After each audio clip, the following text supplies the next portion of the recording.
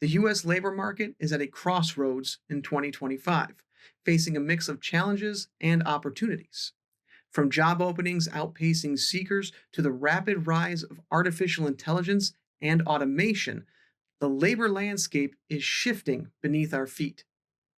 Federal and state policies are also in flux, redefining everything from wages to workplace protections.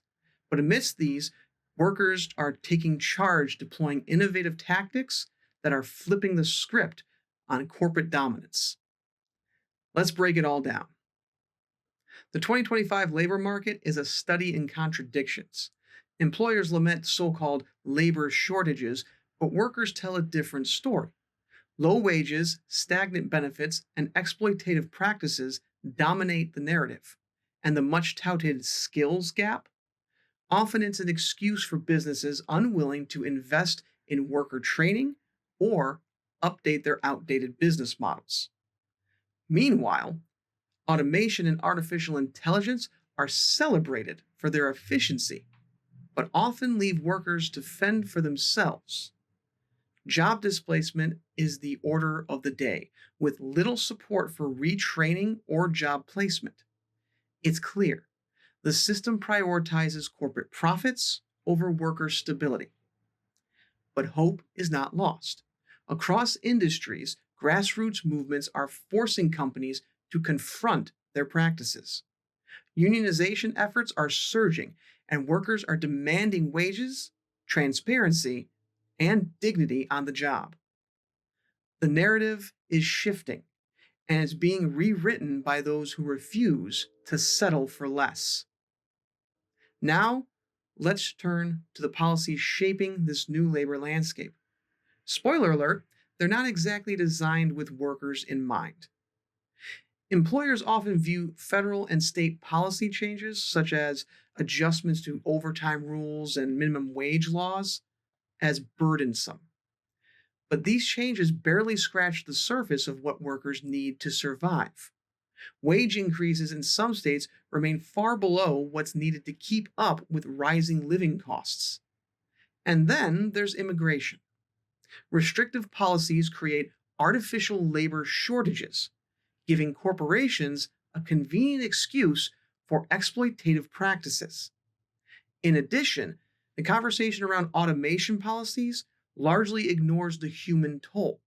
Displaced workers are told to adapt or perish without meaningful retraining programs or safety nets. But workers aren't waiting for policymakers to act.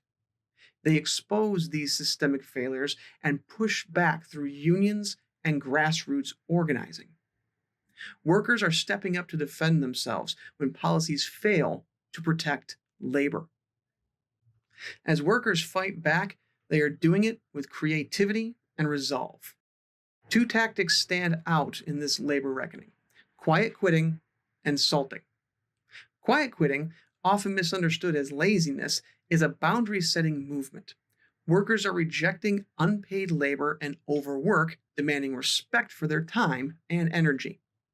It's a silent but powerful form of resistance against exploitative workplace cultures. Then there's salting, a labor tactic straight out of the union playbook. By taking jobs with the express purpose of organizing unions from the inside, workers are proving that any job can become a union job with enough solidarity.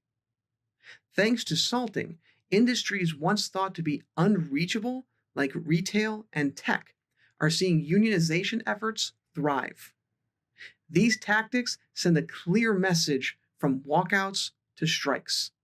Workers will no longer accept crumbs while corporate profits soar. Grassroots movements amplify these tactics, showing that collective action still packs a punch in 2025. Across industries, workers are staging strikes, walkouts, and union drives to disrupt businesses as usual.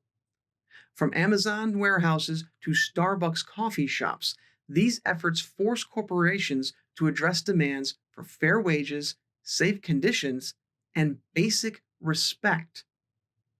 Of course, corporations are fighting back, with union-busting consultants and outright intimidation. But workers' resolve remains unshaken. These grassroots actions prove that progress isn't handed down from boardrooms, it's won through solidarity and action. The labor reckoning of 2025 isn't just about wages or workplace conditions. It's about reclaiming dignity in an economy that often devalues labor. Workers are proving that solidarity is the most potent tool we have. Every strike, walkout, and union formed strengthens the message. Workers are the backbone of the economy, and we refuse to be treated as expendable. Thank you for joining me on the Bull Moose Network. From the labor reckoning reshaping workplaces across the country to the dangers of water privatization and corporate neglect, the stories we cover aren't just headlines.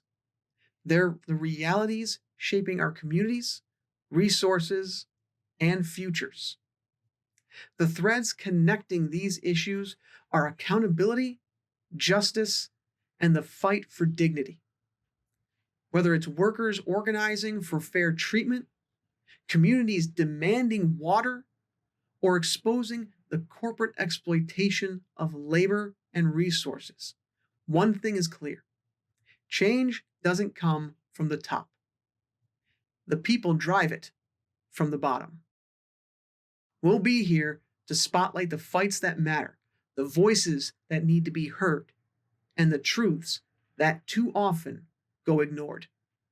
I encourage you to stay informed, get involved, and make your voices count. Eyes open, voices loud. See you next time.